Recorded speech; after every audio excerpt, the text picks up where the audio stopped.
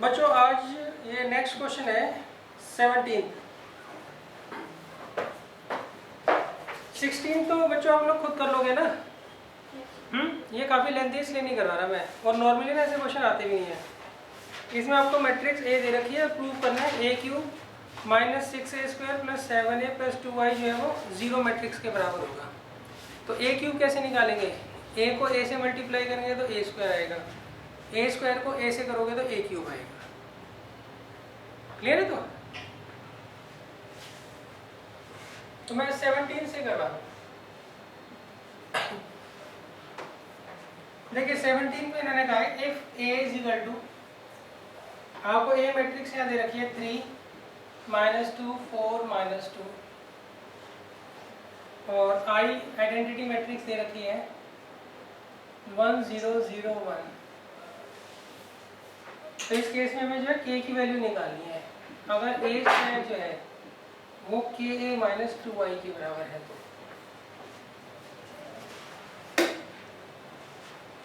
Clear है? अच्छा आई क्या होता है यहाँ पे? आइडेंटिटी मैट्रिक्स होता है, और इसका ऑर्डर क्या होता है? जिस ऑर्डर का क्वेश्चन होता है उसी ऑर्डर का आइडेंटिटी मैट्रिक्स होता है। अच्छा आप क्या करो, सबसे पहले ए स्क्वायर निकाल लो। ए स्क्वायर कैसे निकालेंगे? यहाँ पर हम क्या करेंगे, ए को ए से मल्टीप्लाई करेंगे।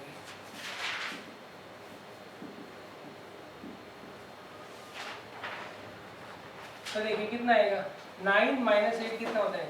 1। फिर -6 प्लस 4 कितना होता है? -2। यही तो होगा, -6 प्लस 4 कितना हो जाएगा? -2। अब नेक्स्ट 4 को इससे करेंगे 12, 12 माइनस 8 कितना हो गया? 4। नेक्स्ट 4 को इससे करेंगे -8 प्लस 4 -4 आ जाएगा। क्लियर है? अब देखो के ए, इसे के से मल्टीप्लाई कर लो।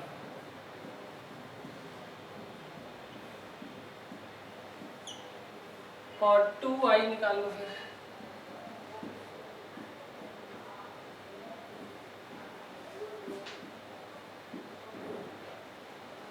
फिर बच्चों अब उठा के क्या करेंगे, हम यहाँ पे डाल देंगे। तो ए स्क्वायर कितना है? 1 -2 4 -4 के ए कितना है? 3k -2k 4k -2k 2y कितना है? 2 0 0 2 कितना है यहाँ पे? 1 -2 4 -4 कितना है? 3k plus 2 -2k 4k -2k -2। आप कंपेयर करके देख लोगे ना क्या वैल्यू आ रही है। अच्छा एक बार ध्यान रखना, कंपेयर जब आप करोगे, इसको इससे करोगे, इससे k की वैल्यू आएगी, इसको इससे करोगे उससे k की वैल्यू आएगी, इससे इसको करोगे तो k की वैल्यू आएगी, इसको इससे करोगे तो k की वैल्यू आएगी। चारों से k की वैल्यू सेम आनी चाहिए है?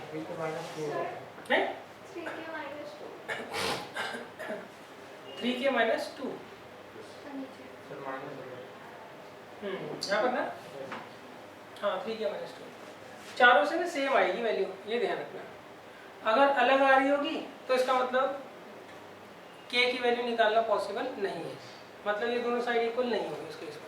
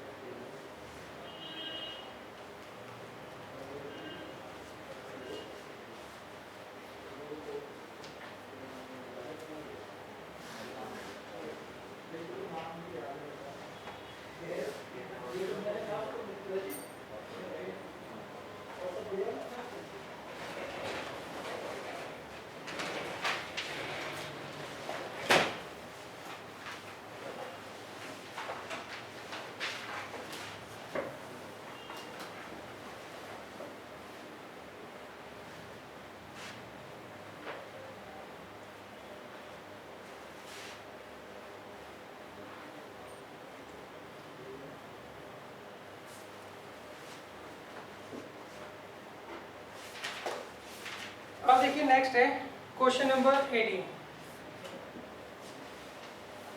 इसमें हमें मैट्रिक्स गिवन है ए, उसके एलिमेंट है 0, -10 अल्फा बाई 2, 10 अल्फा बाई 2 और 0। और हमें यहाँ पर प्रूफ करना है i प्लस ए जो है वो किसके बराबर होगा, i minus A into cos alpha minus sine alpha into cos alpha. Clear है? अच्छा, यहाँ पे i क्या है, आइडेंटिटी मैट्रिक्स है, उसका ऑर्डर क्या होगा 2/2। इसकी ना ये वाली साइड बड़ी है तो मैं ये सॉल्व कर देता हूँ, सही। तो राइट हैंड साइड वाले सॉल्व कर रहा हूँ मैं। यहाँ दिया i minus A cos alpha minus sine alpha और ये कॉस अल्फा। अब देखिए इसका मतलब क्या है, आइडेंटिटी मैट्रिक्स 1 0 0 1 माइनस ए क्या दे रखा है 0, माइनस 10 अल्फा बाई 2 0।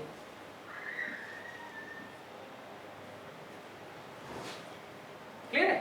अच्छा, इसको अभी मैं ऐसे ही लिख देता हूँ, cos alpha minus sine alpha और कॉस अल्फा। अब देखिए कितना है ये, 1 plus 10 alpha by 2 minus 10 alpha by 2 और ये 1, सही। अच्छा, ये 10 अल्फा बाई 2 में है ना, तो इसको भी 10 अल्फा बाई 2 में कन्वर्ट कर लो। कॉस अल्फा का ऐसा फॉर्मूला जिसमें 10 अल्फा बाई 2 आता हो, सही।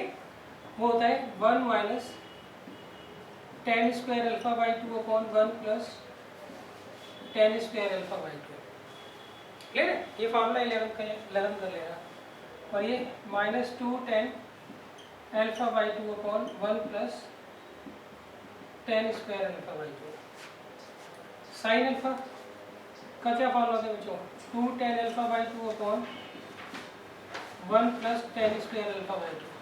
कॉस अल्फा का 1 minus 10 square alpha by 2 upon 1 plus 10 square alpha by 2। यहाँ तक क्लियर है? अच्छा, अब देखिए, अब इन दोनों को मल्टीप्लाई कर देंगे।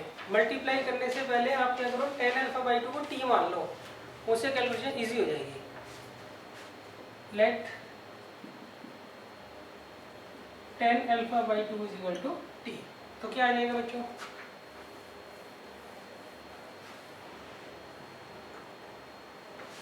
इसकी जगह क्या आएगा, 1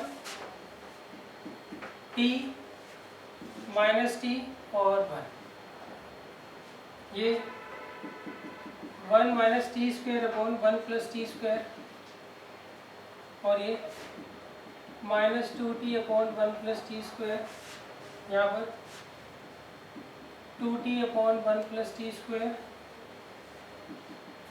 1 - t²/1 + t²। या क्या समझ? अब इसे कर लेते हैं मल्टीप्लाई, ऐसे करेंगे ना, क्लियर है? अच्छा आप ये देखो,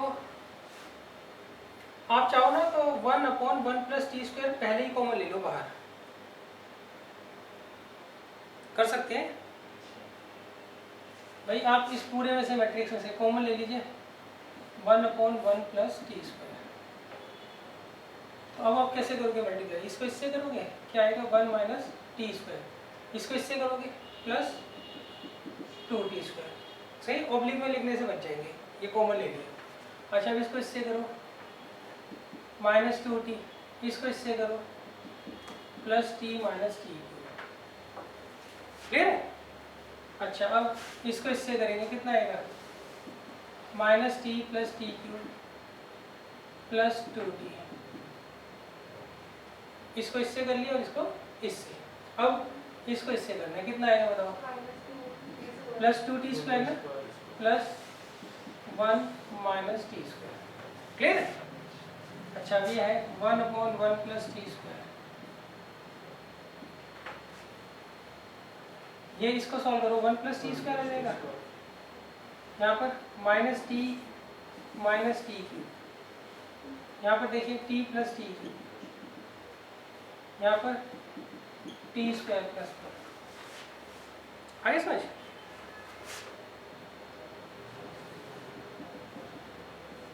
तो 1 + t², यहाँ से आप -t कॉमन ले लीजिए, 1 + t², यहाँ से t कॉमन ले लीजिए, 1 + t², यहाँ पर 1 + t², सही। अच्छा अब अंदर मल्टीप्लाई कर दो, तो कितना आएगा यहाँ पे 1 - t और 1, t की वैल्यू रख दो, क्या है बताओ? ये tan α/2।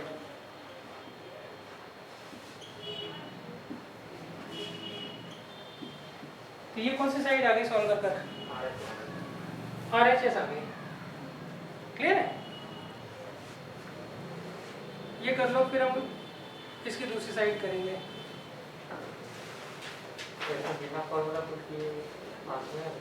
नहीं आ जाएगा, नहीं वो भी कराऊंगा मैं तरीका, ये मैंने इसलिए कर रहा है फॉर्म याद होंगे इस बारे, ये इंटीग्रेशन बहुत लगना है फॉर्म का, इसलिए मैंने करा दिया।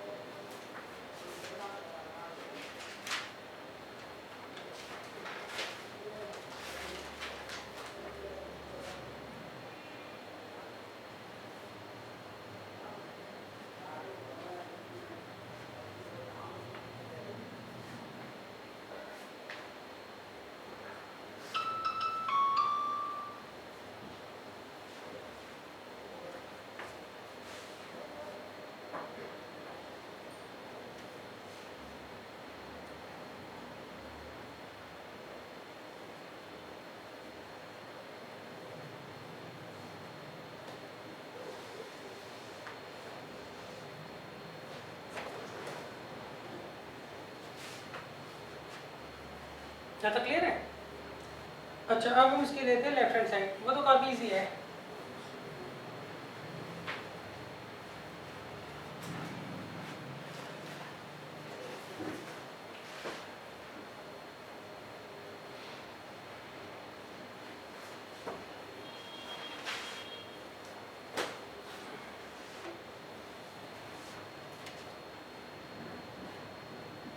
यहाँ पे मैंने i प्लस a को ऐड करने को कहा है, तो आइडेंटिटी मैट्रिक्स सही हो गई, और ये हो गई 0 minus 10 alpha by 2, 10 alpha by 2 और 0। अब देखिए कितना आएगा, 1 माइनस 10 अल्फा बाई 2,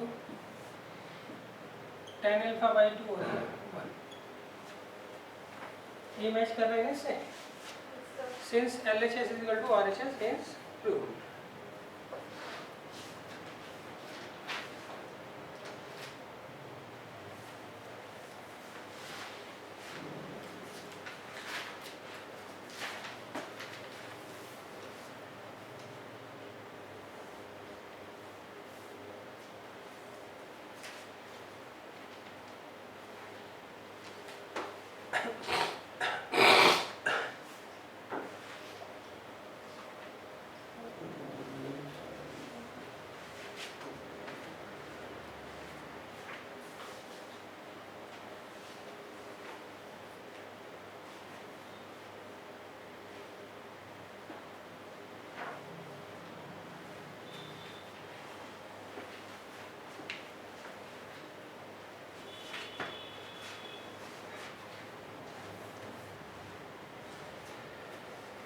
अब देखिए नेक्स्ट है क्वेश्चन नंबर 19। अच्छा, एक बात ध्यान रखना, अगर कोई आपसे वर्ड प्रॉब्लम आती है, सही है, मान लो आपको एक वर्ड प्रॉब्लम दे रखी है, उसमें उन्होंने कहा है कि एक पर्सन है वो 2-3 आइटम खरीदता है, तो उनके रेट भी दिए होंगे ना उन्होंने, तो उसका टोटल खर्चा कितना आएगा ये पूछा है उन्होंने। मान लीजिए एक पर्सन है, उसने पेंसिल और कॉपी खरीदी है कुछ, इसकी क्वांटिटी कुछ भी ले लो, तो जो क्वांटिटी होती है उसकी तो हम बनाते हैं रो मैट्रिक्स, और जो इनका रेट होता है, मान लीजिए पेन का जो रेट है पर पीस का वो 10 रुपये है, पेंसिल का 5 रुपये है, कॉपी का 20 रुपये है, तो उसकी हम क्या करते हैं कॉलम मैट्रिक्स बनाते हैं। जो क्वांटिटी होती है उसको एक ही रो में लिखेंगे, और जो रेट होता है उसको एक ही कॉलम में लिखेंगे। अब आप इनकी जब मल्टीप्लाई करोगे तो टोटल खर्चा आ जाएगा। या कि बात समझ? हाँ, इसकी हमें जरूरत नहीं पड़ती, क्यों, हम तो डायरेक्ट ही निकाल लेते हैं ना, मगर अगर वो कहेंगे जी मैट्रिक्स मल्टीप्लिकेशन से करो तो आपको ऐसे ही करना पड़ेगा। या कि बात समझ? अच्छा, वो कहते हैं जी दो अलग अलग पर्सन्स हैं, ये पर्सन ए है जिसने पेन पेंसिल और कॉपी खरीदी है, दूसरा पर्सन बी है उसने ये क्वांटिटी खरीदी है, रेट क्या है सेम ही है। तो इस केस में हम क्या करते हैं, पहले आदमी के लिए फर्स्ट रो बना लेंगे, दूसरे आदमी की क्वांटिटी के लिए क्या करेंगे सेकंड रो बना लेंगे। क्लियर है? अब इसको इससे मल्टीप्लाई करोगे तो एक एलिमेंट आ जाएगा आपके पास, इसको इससे मल्टीप्लाई करोगे तो सेकंड एलिमेंट आ जाएगा, तो फर्स्ट एलिमेंट में पहले वाले का आ जाएगा कितना खर्चा होगा, सेकंड वाले में दूसरे का आ जाएगा। सही? बाकी जब आएगा तो मैं कराता हूँ। अब देखो क्वेश्चन नंबर 19 में मैंने क्या कहा है, इसमें मैंने कहा है आपको एक ट्रस्ट फंड दे रखा है, ट्रस्ट फंड है ₹30,000, एक ट्रस्ट फंड है उसके पास 30,000 रुपए हैं, और उसको दो तरह के बॉन्ड्स में इन्वेस्ट करना है। पहले में मान लो उसने x रुपए लगाए हैं, तो दूसरे में कितने लगाएगा 30,000 माइनस x। अब इस पे तो उसको इंटरेस्ट मिलता है 5% पर एनम का, और इससे मिलता है 7% पर एनम का। अब इन्होंने कहा using matrix multiplication determine how to divide 30,000 को हम किन दो पार्ट्स में डिवाइड करें। ताकि उसको जो इंटरेस्ट मिले वो 1800 रुपये मिले। इंटरेस्ट कितना मिले इसको? 1800 रुपये मिले। क्लियर है? उसके पास 30,000 रुपये है, दो अलग अलग, उसमें उसको बॉन्ड्स में पैसा इन्वेस्ट करना है। सही? पहला बॉन्ड तो 5% का इंटरेस्ट देता है, दूसरा बॉन्ड जो है वो 7% का इंटरेस्ट देता है। वो कितने कितने पैसे लगाए ताकि उसका 1800 रुपया इंटरेस्ट का बन जाए। तो हम पहले क्या करेंगे, लेट कर लेंगे, लेट अमाउंट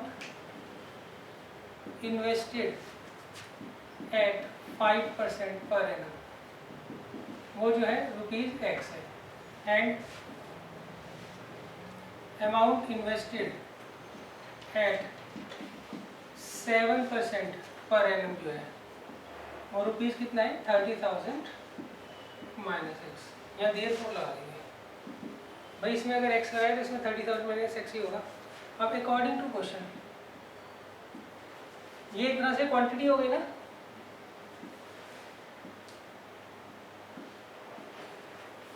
और जो रेट है 5% का मतलब ये होता है 5, ये होता है पर, ये हो गया सेंट। 7% 7 और ये पर, ये सेंट। क्लियर है? ये किसके बराबर आना चाहिए बताओ? 1800 के। क्लियर? अब देखो 1800 इज इक्वल टू एक्स को इससे करेंगे कितना आएगा 5x/100 प्लस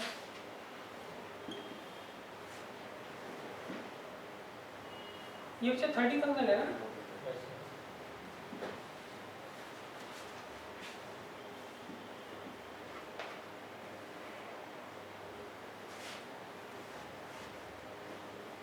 अब देखिए कंपेयरिंग बोथ साइड, यहाँ पे भी एक एलिमेंट है, यहाँ पे भी, तो इक्वली हो गए। तो 1800 किसके बराबर आ गया? एलसीएम ले लीजिए 100, तो कितना आएंगे 5x प्लस 2,10,000 माइनस 7x। इसे यहाँ लीजिए,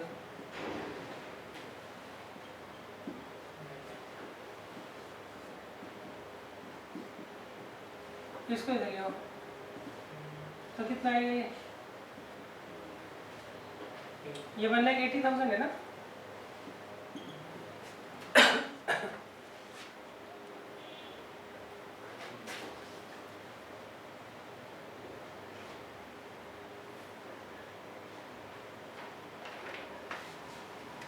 तो 15,000 आ गया। तो इसका मतलब इस पे वो 15,000 रुपये लगाएगा, इस पे भी कितने लगाएगा 15,000 रुपये लगाएगा। क्लियर है? तो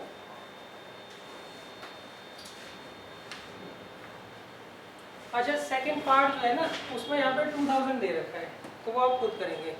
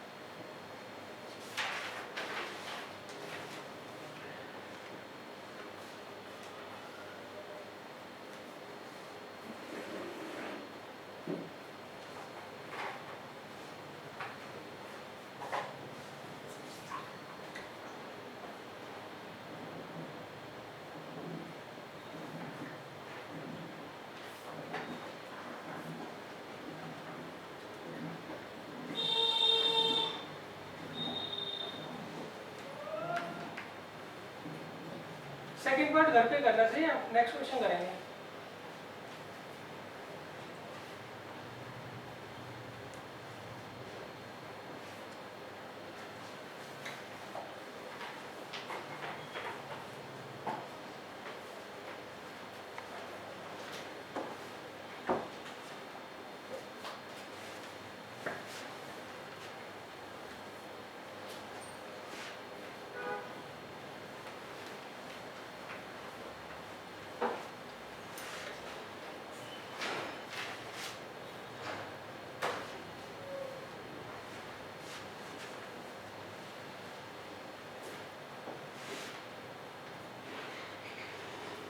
देखिए क्वेश्चन नंबर 20 में मैंने कहा है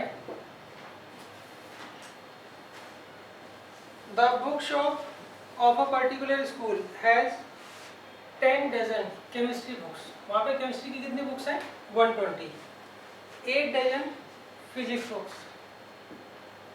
फिजिक्स की हो गई 96 बुक्स और 10 डजन इकोनॉमिक्स बुक्स, तो 120 जो है वो इकोनॉमिक्स की बुक होगी। सही। और इनका जो सेलिंग प्राइस है केमिस्ट्री का तो 80 रुपीज़ दे रखा है पर उसका बुक का, फिजिक्स का 60 और मैथ्स का 40। तो आपको ये बताना है इन सब को बेच के वो कितना पैसा इकट्ठा करेगा। सही। तो आपको ना वो लिखने की जरूरत नहीं है, फिजिक्स है, केमिस्ट्री है और ये मैथमेटिक्स है। ये फिजिक्स का रेट है, ये केमिस्ट्री का रेट है, फिजिक्स का है और ये इकोनॉमिक्स का। क्लियर है? ये लिखने की जरूरत नहीं है। अब आप क्या करो, सिंपल इनकी मल्टीप्लाई कर लो, उससे आपको जो है वो टोटल कितने पैसे वो इकट्ठा करेगा वो पता लग जाएगा। कर लोगे? तो ये ना 1 नंबर के आते हैं नॉर्मली क्वेश्चन। कितना आएगा बताओ? 9600। इसको इससे करेंगे 5760 और इसको इससे 4800। कर लोगे? तो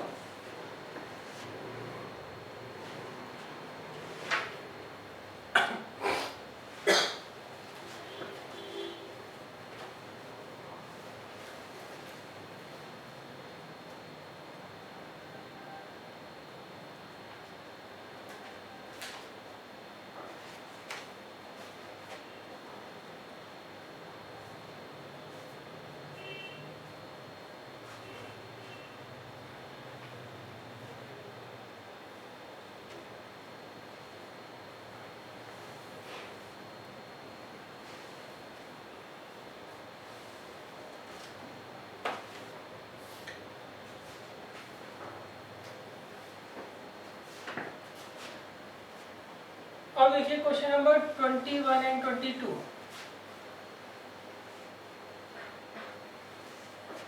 इसमें मैंने कहा है आपको कुछ मैट्रिसेस दे रखी हैं। एक तो दे रखी है x, एक y, एक z, एक w और एक t। x का ऑर्डर क्या है? 2y है, यही लिखते हैं ना और नीचे। इसका 3yk, इसका 2yp, इसका n/3 और इसका p/k। अब देखिए क्वेश्चन नंबर 21 में मैंने क्या कहा है? इसमें मैंने कहा है the restriction on n, k and p so that py plus wy is defined. सही है। आपको किस किस की वैल्यू निकालनी है? n, k और p की वैल्यू निकालनी है अगर ये रिलेशन डिफाइंड है तो। क्लियर है? अच्छा देखो p का क्या है बताओ ऑर्डर? p इंटू के। और y का ऑर्डर क्या है? 3 इंटू के। w का ऑर्डर क्या है? n into 3। y का ऑर्डर क्या है? 3 इंटू के। अब थोड़ी देर यहाँ देख लो, देखो इन दोनों की मल्टीप्लाई कब होगी? नहीं मल्टीप्लाई, हाँ बीच वाला सेम है।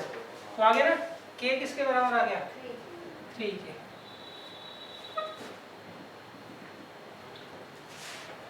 अच्छा अब ये आ गया py। इसका ऑर्डर क्या बनेगा बताओ? p इंटू के है ना। अच्छा अब इन दोनों की मल्टीप्लाई कब होगी? जब बीच वाले सेम हो। वो तो सेम है ही, wy। इसका ऑर्डर क्या होगा? n इंटू के। सही। अब k की वैल्यू निकाल ली हमने 3, तो यहाँ रख देते हैं। अब देखो अब ये दोनों कब ऐड होंगे? जब इनका ऑर्डर क्या होगा? सेम होगा। तो यहाँ पे n किसके बराबर आ गया? p। तो ये रिलेशन आ गया। k की वैल्यू तो क्या होगी? 3 और n किसके बराबर होगा? यहाँ पे p के बराबर होगा। तो ये कौन सा ऑप्शन सही है बताओ?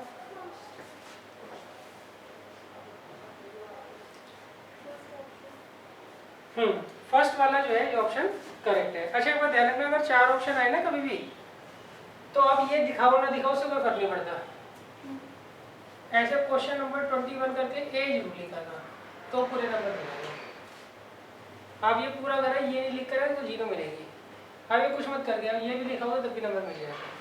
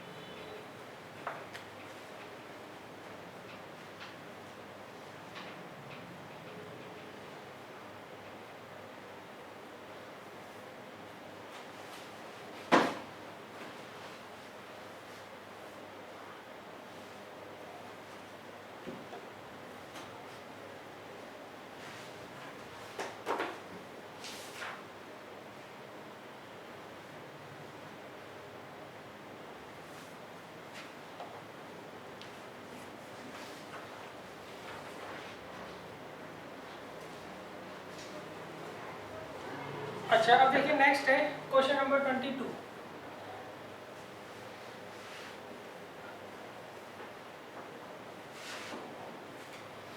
क्वेश्चन नंबर 22 में इन्होंने कहा अगर n p के बराबर है तो, n अगर p के बराबर है तो आपको जो है 7x - 5z का ऑर्डर बताना है क्या होगा। तो जो x और z का ऑर्डर है वही 7x - 5z का ऑर्डर होगा। तो x का और z का ऑर्डर देख लो क्या है। x का ऑर्डर है 2 × n है ना, और z का ऑर्डर क्या है बच्चों 2 × p। तो 7x - 5z का जो ऑर्डर होगा या तो 2/n होगा या फिर 2/p होगा। सही है भाई, इन दोनों के ऑर्डर सेम होंगे तभी तो सब्ट्रैक्ट हो रहे हैं, और जो इसका ऑर्डर होगा वही क्या होगा इस पूरे का ऑर्डर होगा। तो अब देख लो कौन सा ऑप्शन दिया है।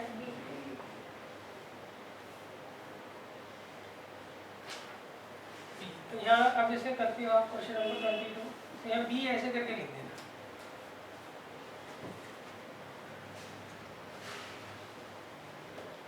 अच्छा देखो, आपने ये वाला क्वेश्चन कर लेना एग्जाम्पल 19 जरूर।